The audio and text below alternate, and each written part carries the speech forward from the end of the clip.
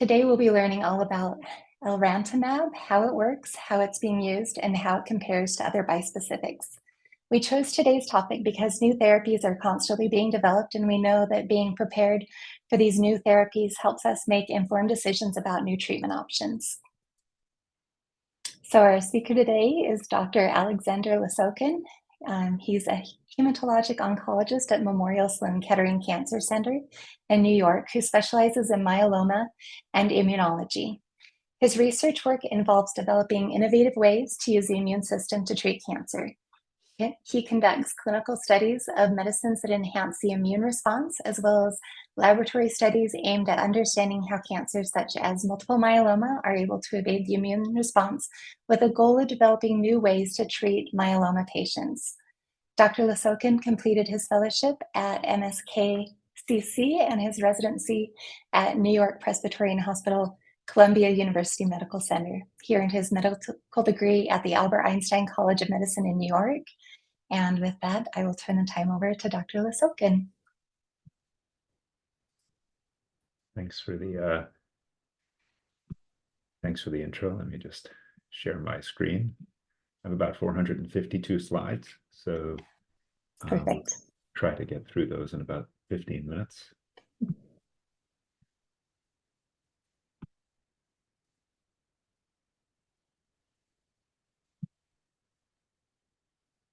Okay, are you seeing presenter mode or the actual screen? It looks perfect. Excellent. All right, so I'm going to put Elranatamab into the context of the myeloma treatment landscape. I'm going to talk about just where we use BCMA-directed therapies currently, and Elranatamab in comparison to other FDA-approved T-cell redirecting treatments. I think any talk about bispecifics is, needs a mention of CAR T-cell therapy as well. I'll review Talquetamab, a non-BCMA-directed bispecific, as well as some current clinical challenges that remain and some future approaches that I will touch on as well. So, I think our patient population knows that this is the second most common, myeloma is the second most common heme malignancy, certainly not as common as other cancers like breast cancer and colon cancer, but it does occur in the US at around 35,000 cases per year, and many patients are living with the disease currently. And as our therapies improve over the years, more and more of our patients are living longer and longer on these various treatments. So this is how I sort of think about the myeloma natural history or the myeloma space. There is a pre-myeloma condition, smoldering myeloma, and MGUS. These are typically observed when individuals become symptomatic based on either end organ damage or some predetermined criteria. Then, we initiate initial therapy followed by maintenance. In red, I've highlighted some of the common current, standard of care treatment approaches for folks that proceed to autologous stem cell transplant, as well as those that are non-transplant candidates, and the most frequent maintenance, which is lenalidomide or now emerging dara lenalidomide in combination, or alternatively a proteasome inhibitor such as carfilzomib with lenalidomide.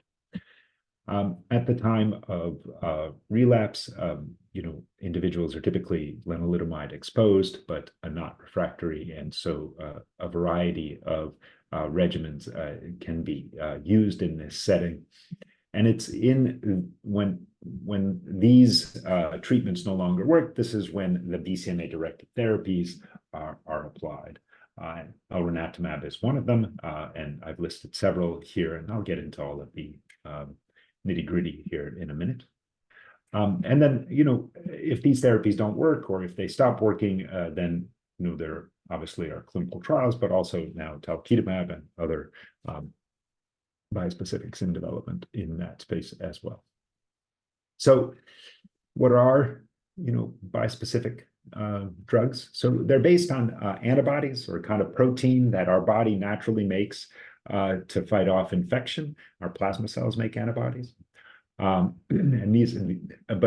we can make these antibodies in the laboratory. And this is just showing the typical depiction of an antibody. It has variable regions, two of them typically, and then a constant region. This is the specificity portion that, targets the thing the antibody targets, which we call the antigen. And then there's also the constant region, which is sort of something that immune effector cells can recognize, and actually naked antibodies like daratumumab and also elotuzumab are obviously routinely used in the clinic because they can elicit antibody drug dependent cellular cytotoxicity and other mechanisms of killing plasma cells that are immune mediated. Now, belantamab mafodotin is an antibody drug conjugate, was briefly on the market, then removed from the market, but maybe coming back to the market. I'm not going to talk too much about it, but again, the idea here is that you have the specificity, that's the address, and you use this as a UPS truck to deliver the drug. The drug gets internalized, kills the cell. Belantamab does work. Now, bispecifics, they'll target a tumor antigen, but they can also be engineered to target a second antigen. And typically, this is something that activates T cells. A CD3 molecule is what it's called. That's part of the T cell receptor. And what happens in this case is then, you have a tumor antigen or a myeloma antigen and a T cell antigen that brings those two together, and you activate the T cell in the vicinity of the myeloma cell, resulting in myeloma cell killing. Now, this doesn't have to be necessarily a T cell activating antigen. It could be other immune cell activating, and some of those are also in clinical development. And then, the features of these sort of, engineered formats have potential clinical impact. So the first series of these were something called BiTEs, and these are they just had the constant regions that were kind of like linked together, and they were very unstable, required continuous infusion. The versions currently being used look more like typical antibodies and have typical like sort of half-life or survival time in the blood before being cleared for antibodies, which is roughly 2 weeks, 2 to 3 weeks. And then the various binding properties to either sort of like the tumor antigen and in our case, thinking about T cell redirection, so T cell antigen also have different effects. For example, the drug, an AbbVie drug is designed with a fairly weak CD3 targeting moiety, and the idea there is it causes less CRS and allows for less of a step up and perhaps even just complete outpatient administration. We'll get into that a little bit more as well. And then, the affinity to the actual target antigen. So, for example, Elranatamab has a stronger affinity than Teclistamab, and perhaps that to BCMA, and perhaps that has a clinical impact that's hard to discern with the currently available data. And then, of course, the number of binding epitopes. So this would be something like Elranatamab or the BMS molecule that has 2 BCMA-directed portions, and then 1 CD3-directed portion. And this is just sort of showing that, any one of these, engagers, this is diagrammatically here shown as BiTEs, results in T cell killing. Finally, this monoclonal antibody technology provides a specificity for CAR T. How does that work? Well, you have the target antigen that binds BCMA or whatever antigen one chooses to target. And then we know the T cell receptor machinery, and we can create sort of this engineered molecule that fuses the specificity of the antibody to activating sort of portions of the T cell receptor. And that can be transferred into T cells, leading to T cell activation. So the antigens actually are very important here. And, in myeloma, here are the 3 most common antigens. BCMA is the one that's obviously furthest along in its development. And the reason for that is that it's actually a very specific antigen for plasma cells. It is expressed a little bit on late sort of B cells as well, but it's not really felt to be expressed too much elsewhere. And it is being targeted using all of these different approaches with antibody drug conjugates, with CAR T cells, as well as with bispecific antibodies. So Elranatamab is a T cell redirecting bispecific antibody. It's sort of a typical antibody. It actually is engineered on a backbone of like actually an active antibody where the constant region would normally be active. It's been modified to be immunologically inactive.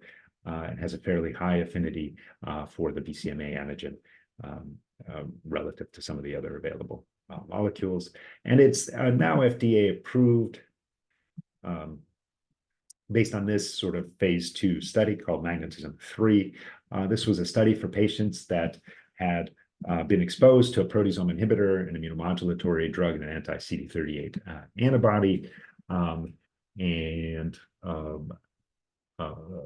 had two cohorts, those that had never really previously received BCMA therapy, as well as those that have received therapy with BCMA-directed antibody drug conjugate, or CAR T. So I'll focus in on the naive cohort first. In both, the treatment schedule was similar. Individuals got 2 step-up doses, while in the hospital there were pretty standard pre-medication treatment with Benadryl, Tylenol, steroid. And then went on to receive a target dose that was a flat fixed dose subcutaneously administered, so under the skin once a week. Individuals got that for about 6 months. Those at 6 months that had a response and were still continued on treatment could have the treatment spaced out to every other week. Typical patient population, I would just sort of draw your attention to that there's a fair bit of high risk cytogenetics patients, fair bit of patients with extramedullary disease or disease outside of the bone marrow. And then 5 was the prior average number of prior treatments, with about 70% of patients having received 5 and been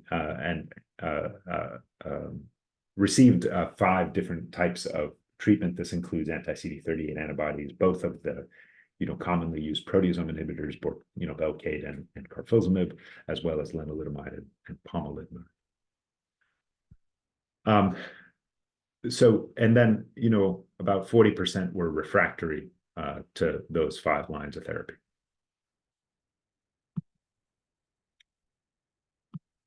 So a fairly heavily pretreated patient population. You can see that the response rates are 60, a little over 60%, with a fairly, more than half of these folks in complete remission. This was at the initial sort of presentation of these data. This complete remission number improved over time. All patients with the high-risk cytogenetics, extramedullary disease, a high burden of bone marrow-based disease, and also folks that were refractory to many prior treatments, all of these folks responded. Although, you can see that numerically slightly less response in folks with soft tissue disease, or basically disease outside the bone marrow. What was notable is that there is a population here that is a particular challenge. These are those that have a high burden of disease as measured by beta-2 microglobulin, or ISS stage 3, and that's what that shows. Nevertheless, you can see that the median progression-free survival time, this is for all patients regardless of response, was 17 months. I should have turned this off.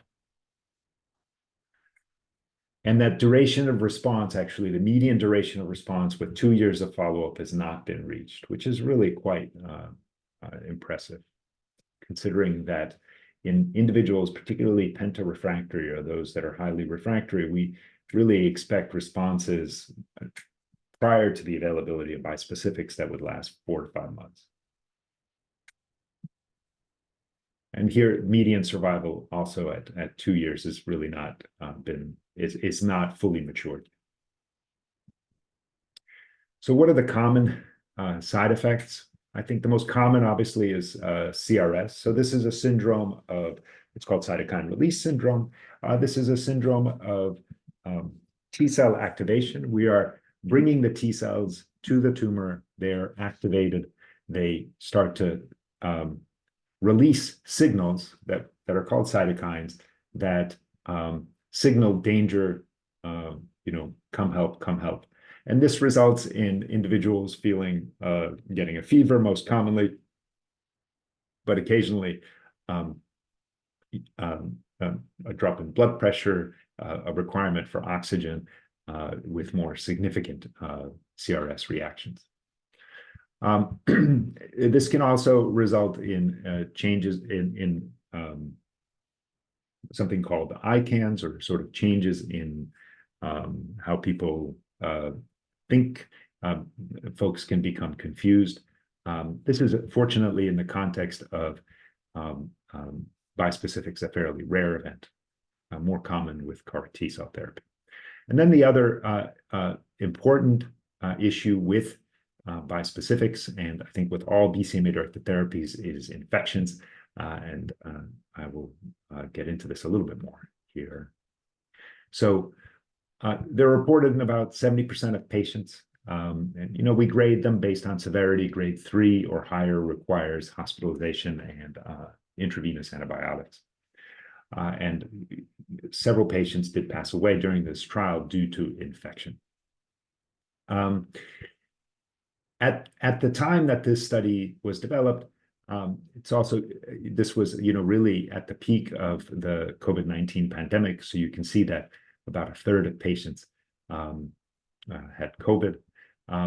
And also, we didn't really know at that time the significance of infection risk with these medications. And so a lot of the current tools that we use or to try to prevent infection were not routinely used. And here you can see that only about 40% of patients received IVIG or IgG replacement, where, and as I will mention later, you'll see that the majority of patients that stay on these treatments will develop what we call hypogammaglobulinemia, where the antibodies are depleted.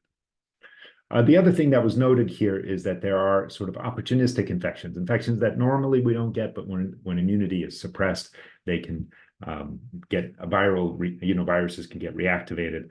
Things like PJP become apparent.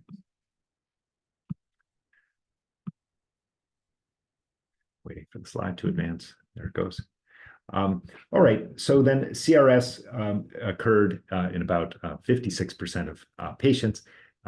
Typically around day 2 of treatment, and there's a range there, and typically lasted a couple of days because it was relatively straightforward to manage with tocilizumab, an anti-IL-6 antibody, or with steroids. And really nobody needed to stop treatment because of this. So this is something we talk about frequently, but in effect, we know how to manage this pretty well. And you can see that the pattern of CRS is actually pretty predictable. So here you can see in the different colors, grade 1, meaning just a fever, really. Grade 2, this is a proportion of patients that require some fluids to manage blood pressure or extra oxygen or things like that. And nobody really had anything more severe than that, where they require a higher level of care. And you can see the majority of these events happen with the first step-up dose. Some happen with the second step-up dose. Much fewer happen at the full dose, and it's exquisitely rare after that. And so patients are typically admitted for these couple of doses and then receive their full dose as an outpatient. After 6 months, this is just showing that when individuals transition to every other week therapy, some of these other sort of side effects got better, as you can see here, like, for example, asthenia, which is basically a sensation of not feeling well, was completely diminished. Appetites improved. Any kind of side effects like related to GI issues seem to get better.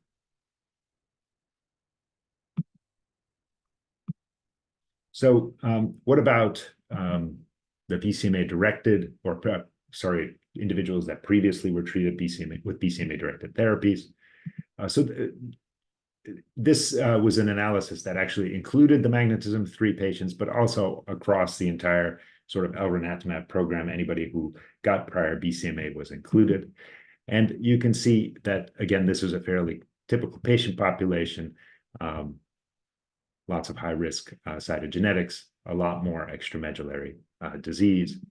And then the other thing is that this was a group of folks that were really pretty heavily pretreated. So whereas in the naive patients, there were 5 median prior treatments, here was 7 or 8. And slightly higher percentage of refractory patients. Nevertheless, you still saw responses, again, in this heavily pretreated patient population that had previously been exposed to BCMA-directed therapy. You still had an overall response rate of 46%. Not amazing, room for growth, but amazing that you did see this response. And some of, about 1 in 5 patients had a complete remission. This is not something to sneeze at, to be honest.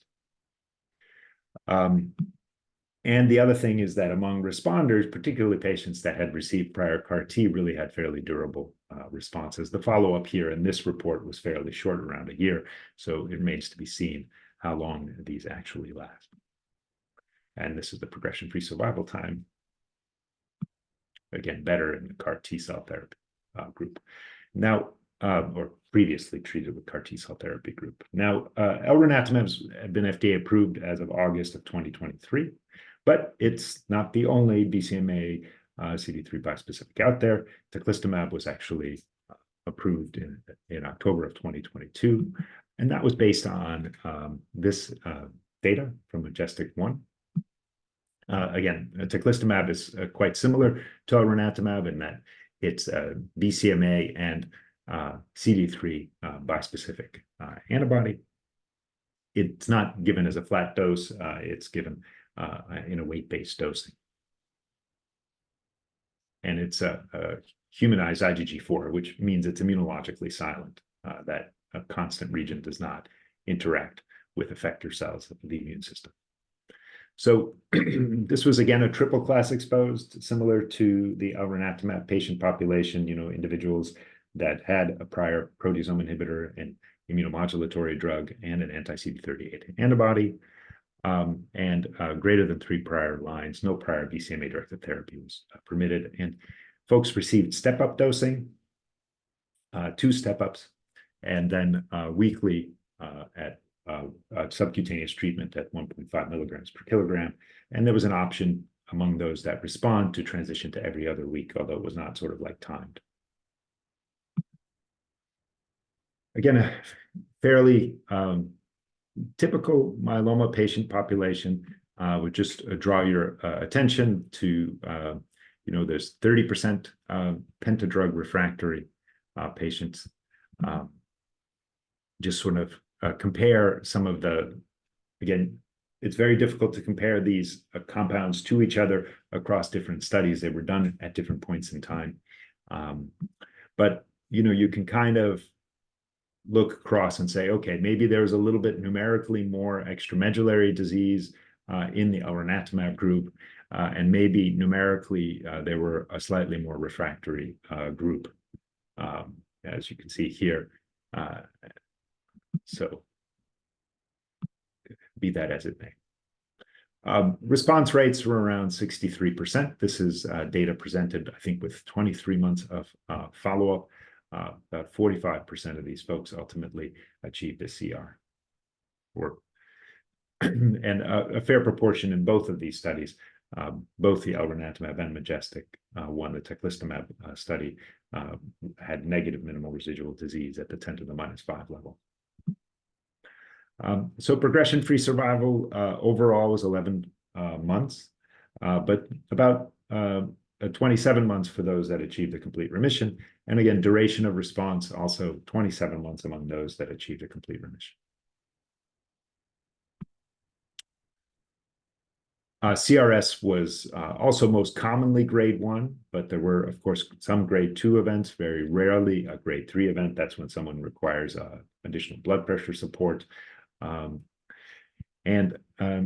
Folks were treated with TOSI, the anti-IL-6 antibody, sometimes a little bit of oxygen, steroids. Nobody really needed to stop treatment because of that. And this, I didn't mention directly the ICANS incidence in the Elranatamab treated patient population is low single-digit percentage rates, similar here as well. This neurotoxicity includes other things like headache, and then you can see 5 patients had ICANS. So again, fairly low rate of significant sort of neurological side effects. So infections also quite common, with about half of them being high grade. You can see that similar to the Elranatamab experience, this was also during the COVID-19 pandemic, and about a third of patients had COVID-19. But there were also opportunistic infections, as you can see here.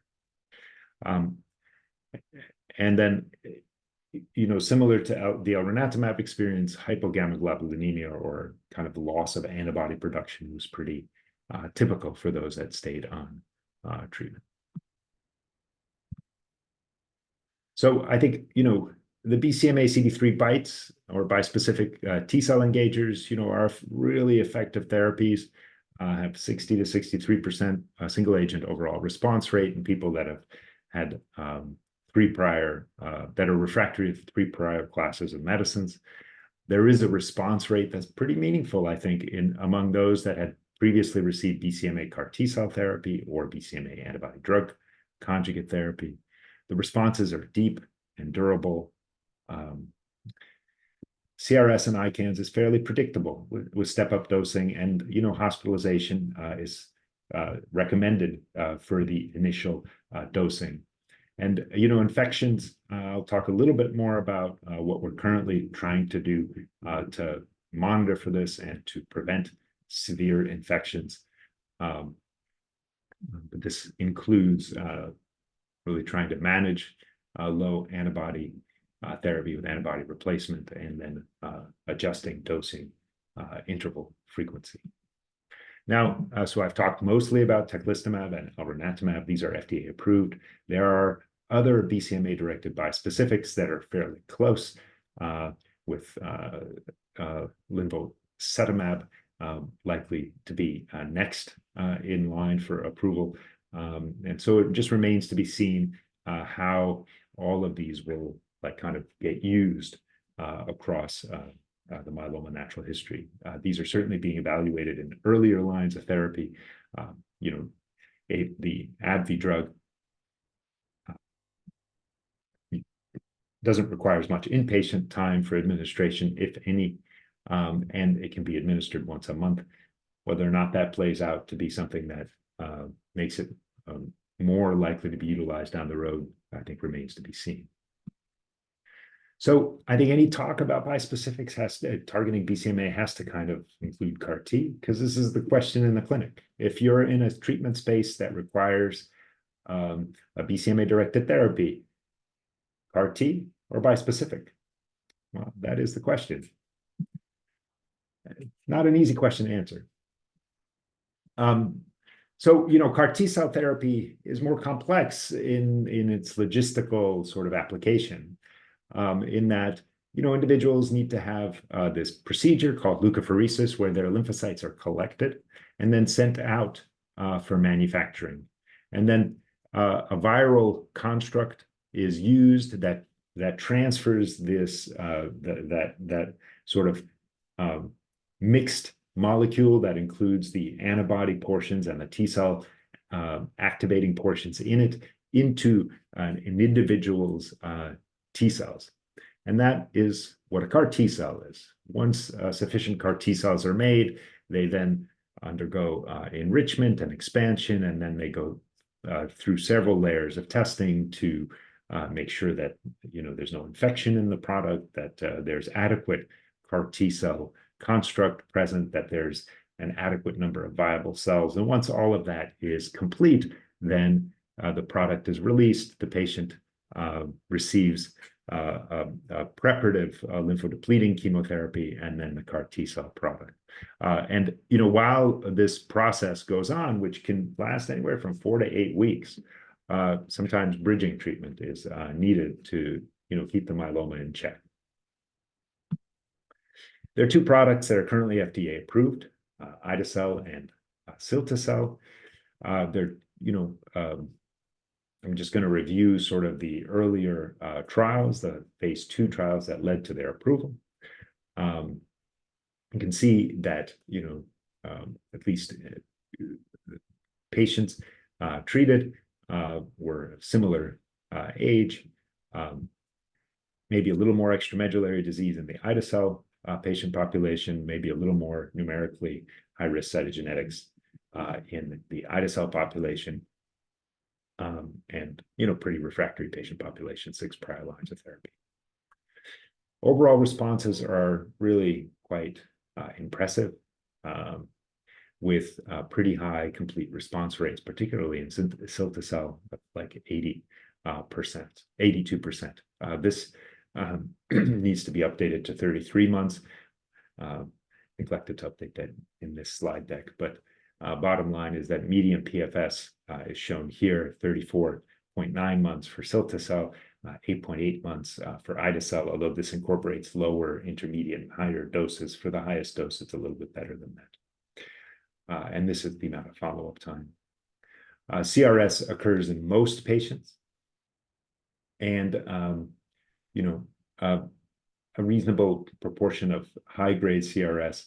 ICANS is more frequent, not single-digit, but double-digit incidence. And additional neurotoxicity develops in some of these patients, including cranial nerve palsies, sort of like Bell's palsy, or sometimes double vision that affects the eye movement.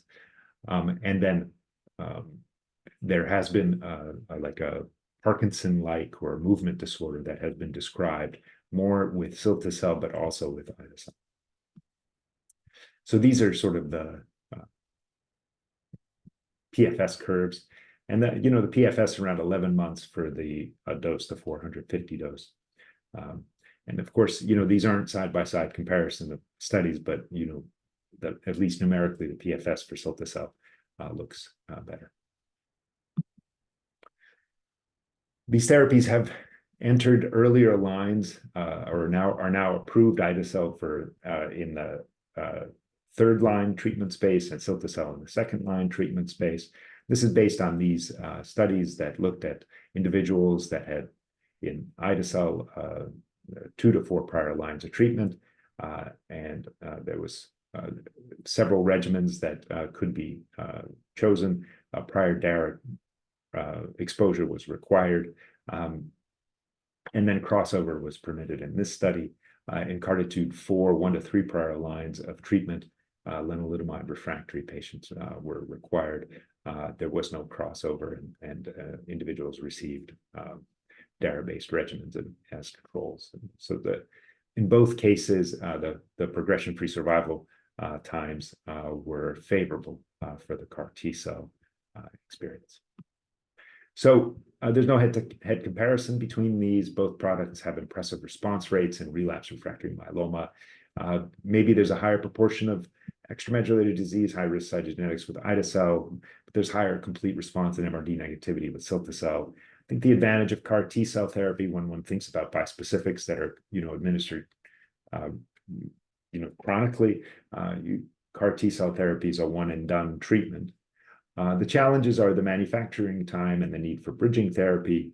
And there are some of these early and delayed neurological events like the cranial nerve palsies and the Parkinson's-like movement disorder. And the other thing that I didn't really sort of dwell on too much is that, that there really isn't a clear plateau on the curve. So it's, relapses are still occurring after these therapies. So just all important things to keep in mind. So, CAR T does require a specialized center. Bispecifics can be administered in the community because they're available off the shelf. There's fairly close follow-up required for both. There's a little more CRS ICANS in the CAR T cell experience. Availability requires availability to manufacture. And so there's some limitations there. The turnaround time is 4 to 8 weeks. There's maybe a need for bridging therapy. The CAR T on the face value seem to be more effective. They're probably a little bit more costly as well. But so these are some of, sort of the barriers or the decisions that one needs to make when thinking about BCMA-directed CAR T cell therapy versus bispecifics. What about options after BCMA-directed therapy? Well, there are alternative targets. There are CAR T and bispecifics to GPRC5D. I'm going to kind of ignore the CAR T for the moment and just review a little bit of the, Talquetamab data that's led to the FDA approval of Talquetamab in the fifth-line setting. And I'll talk a little bit about FCRH5, which is ongoing in its development. So Talquetamab was approved based on this study. Again, this is a bispecific that has GPRC5D targeting moiety and a CD3 targeting portion. It's on a similar backbone as Teclistamab. In this study, there were several individuals treated with weekly treatment at a weight-based dosing or biweekly treatment. There's also those that had received prior T-cell redirection therapy included in the study. These patients, again, were pretty heavily pre-treated, had extramedullary disease in a significant proportion, high ISS, and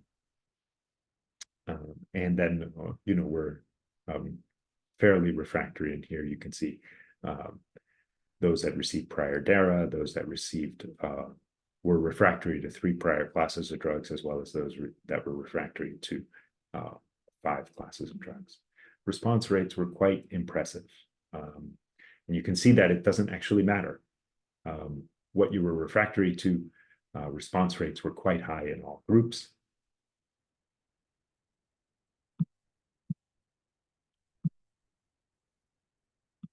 Slide will advance. There it goes. And then, the median duration of response was also pretty impressive, considering how heavily pretreated this patient population is. And there's less follow-up for at the time that this study was reported for this particular dose. But nevertheless, median PFS seems to be a little bit better in the every other week dosing. Infections, seem to be a little less common than with Elranatamab and Teclistamab and BCMA-directed therapies. Still occur. COVID's still an issue. I think, that's a recurring theme. There are hematologic side effects, low blood counts. They tend to happen early.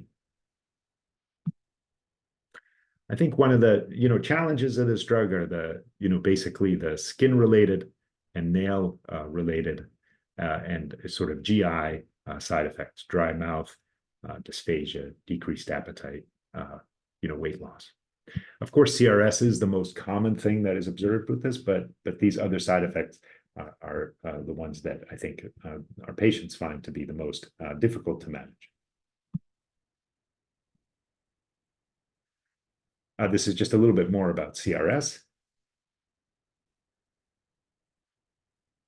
which, I think, again, it looks fairly similar to Teclistamab. And then, low single-digit rates of ICANS. And then the other thing is those that received prior T-cell redirection therapy also had a fairly good response, around 60 to 65%. So overall, effective. and duration of response is pretty long. And so this is a good option for those that have heavily pretreated multiple myeloma. What about other targets? FcRH5. I'm going to go through this fairly quickly. This will be updated at ASH meeting this year. So this is also a bispecific targeting CD3 and FcRH5. This initial report was a number of years back at ASH in 2021, looking at several different step-up doses.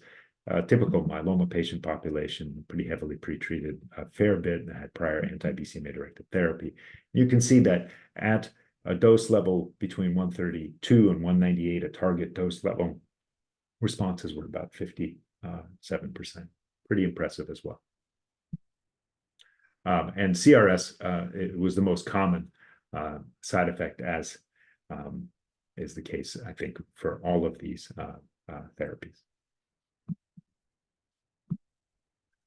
So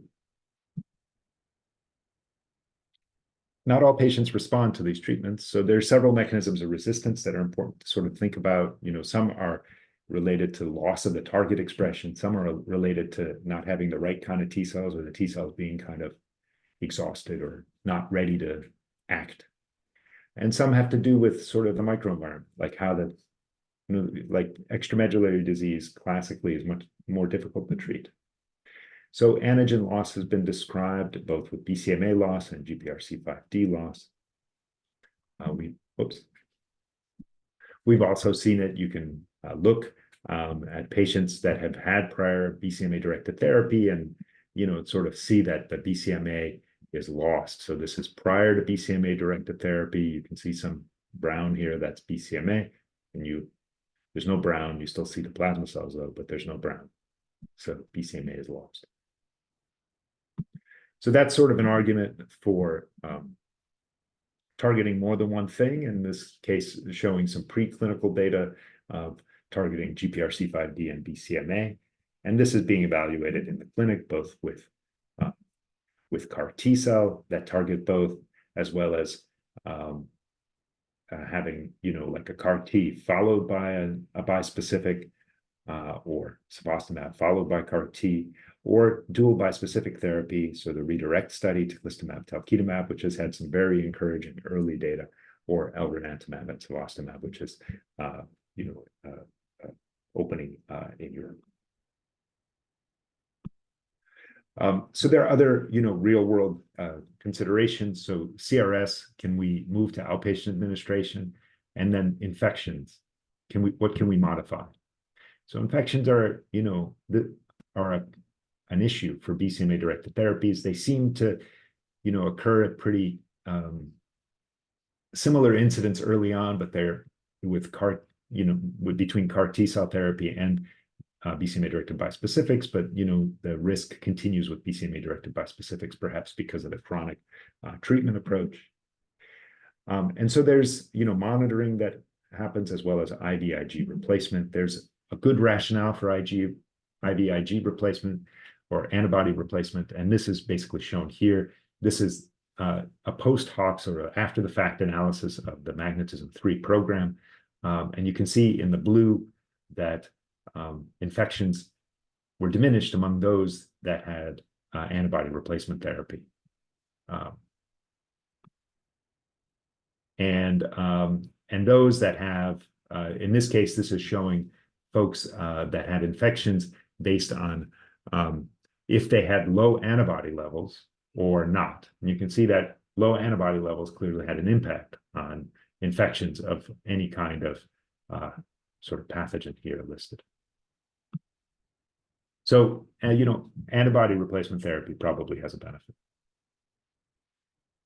What about outpatient treatment initiation? So we've instituted a program where, in specific folks that have a low disease burden, maybe are close to the center, have a caretaker available, maybe have some of the tools available to measure vital signs, blood pressure, oxygenation level, temperature. Those folks can have an algorithm-based management, and you don't have to read through this algorithm, but basically, if you have a fever and you take a Tylenol and the fever doesn't go away, then you have a steroid pill with you. You take the steroid and come in.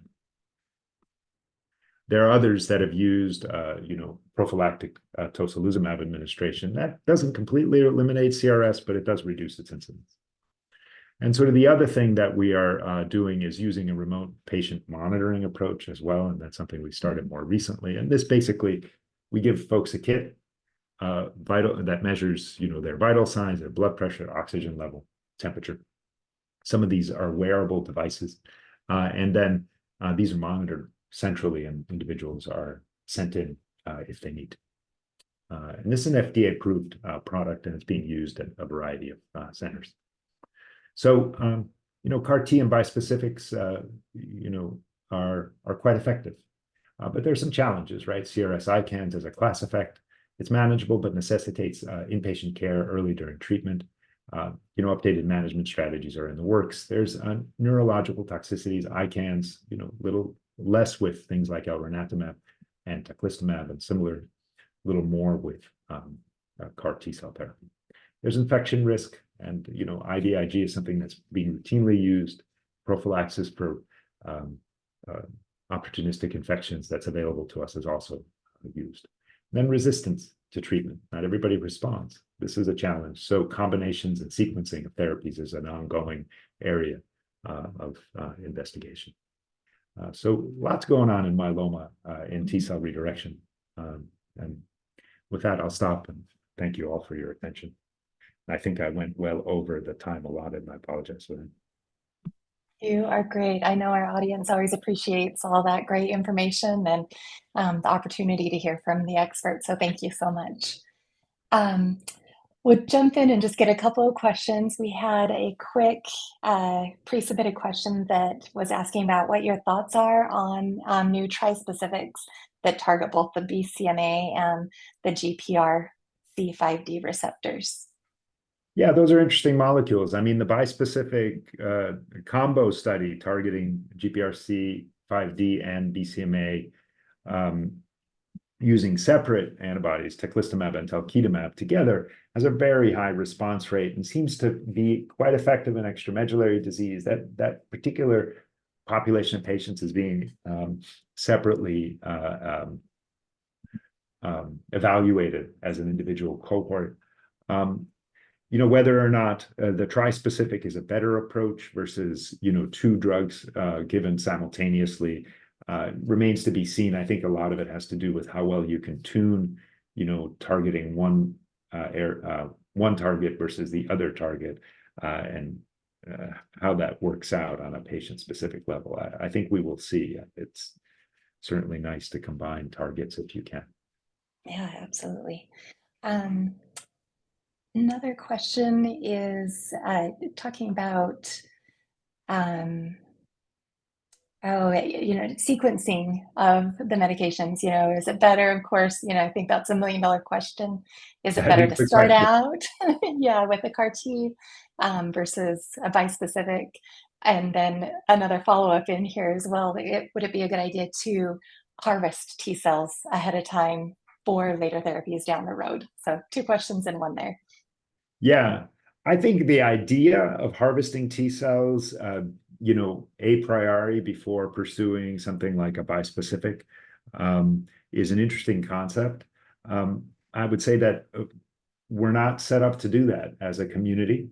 And I think it's something that will require study, because really the reason that, there is limited data that receiving bispecifics, BCMA-directed bispecifics prior to CAR T cells is a little bit less efficacious than the other way around. And does that have to do with the fact that the T cells are sort of exhausted or depleted by BCMA-directed bispecifics? And so at the time of T cell collection through that pheresis procedure, there are insufficient good quality T cells available to make adequate CAR T? Is that the issue? Or and that's something that could be circumvented by collecting cells a priori. Or is it something else? And I don't think we know that, but that's a very important question, and one that would be great to ask in like a clinical trial type setting. And then in terms of sequencing, I sort of alluded to that. We know that if someone has received bispecific therapy with BCMA-directed therapy, that the CAR T cells can work, but they seem to be less durable in their efficacy.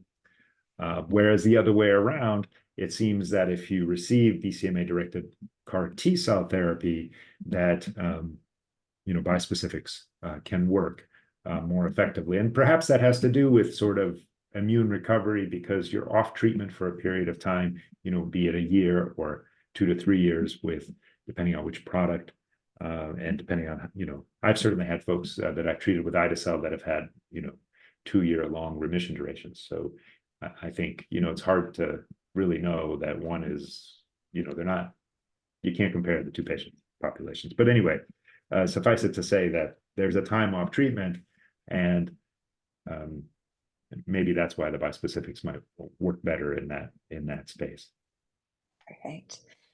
We've got another question about cost. If you can just go into a little bit, what it looks like on the cost side of things for both CAR T and bispecifics.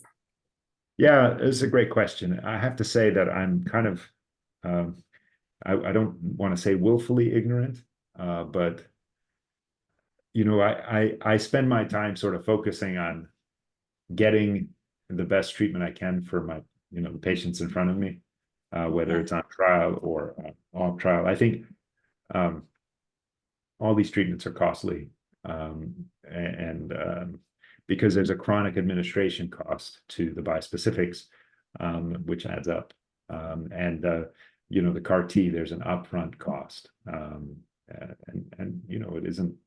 It's certainly this is a huge issue. I mean, these therapies are very, very expensive.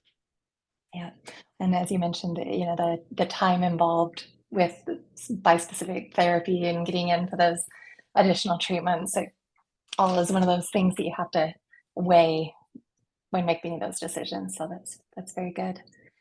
Trying to see if there's any others that can be answered kind of quickly here. Let's see. Question about if we'll send the follow-up email with a full presentation. Of course, we will send this information out. So there's a question here. Efficacy isn't different in patients given bispecifics every week or every other week, but infection is lower for every other week. Please comment. So I'll comment on that one because I don't think that's entirely true. So from the efficacy point of view, that may be true. Maybe we don't really know whether you need to get, I mean, these drugs have been studied given as weekly therapy, but all of us have implemented, outside of clinical trials, approaches where we start weekly and then quickly transition to every other week and then every month, and then maybe even every other month among individuals that have very profound responses. And it's not clear whether you need to continue, how long you need to continue to give these treatments and how frequently you need to continue to give these treatments among individuals that are in complete remission. Whether or not that results in less infections or less immunologic deficit, we think so, but we don't know so. Yeah. So that's a question that's still out there. So certainly between every week and every other week, I think the differences are subtle. But then when you get out to like once a month or once every other month treatment, then the differences can be maybe perhaps more profound. In patients where we have stopped treatment for one reason or another, we start to see immunologic recovery at 3 to 6 months. Perfect. Thank you. I know each patient in each situation is just a little bit different, so generalizations are a little bit tricky to get to. So thank you for that. They are. Yeah. I think that is all the time we have today for questions. So thank you to everybody who's joined and for Dr. Lesokhin for your time and attention and this wonderful presentation. I know it's greatly appreciated. So with that, thank you. I'll go ahead and share my screen again and just go through our closing remarks. Go.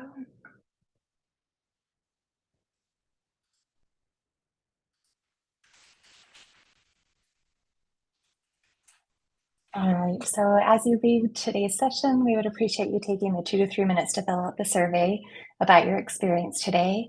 Our next immunotherapy session will be happening this fall, so be on the lookout for details in the near future. Here are a few other upcoming events. Thursday, August 22nd, our Black Myeloma Health community will be talking about managing stress and anxiety techniques for myeloma patients and partners. Tuesday, August 27th, our myeloma care partners will be learning about the benefits of a meditation practice. And then we've got an all blood cancer meeting, which should be showing up soon in our registry of events. It's on the dietary research in blood cancers, exploring the impact of a plant-based diet. As always, we'd like to thank our sponsors without whom this would not be possible: Adaptive, AbbVie, Genentech, Johnson & Johnson, Pfizer, Regeneron, and Sanofi. Lastly, before we go, I wanted to highlight the Track My Disease feature in HealthTree Cure Hub. Once you've connected your medical records, the Track My Disease feature provides you with the ability to gain one-of-a-kind access to your health information encompassing lab results, genetic profiles, and treatment histories, offering you invaluable insights into your own medical journey. On the screen, I have the link to sign up for HealthTree Cure Hub, along with the email address for our amazing patient navigators who are available to help you create an account and connect your records. I'll also include information about how to enroll in HealthTree Cure Hub in our follow-up email, so be on the lookout for that. And finally, I just wanted to say thank you again for helping us build our multiple myeloma community. I've added my email to the slide, so please don't hesitate to reach out if you have any questions about HealthTree or any of our programs. I appreciate you all and hope you have a great rest of your day, and hope to see you on another webinar again soon.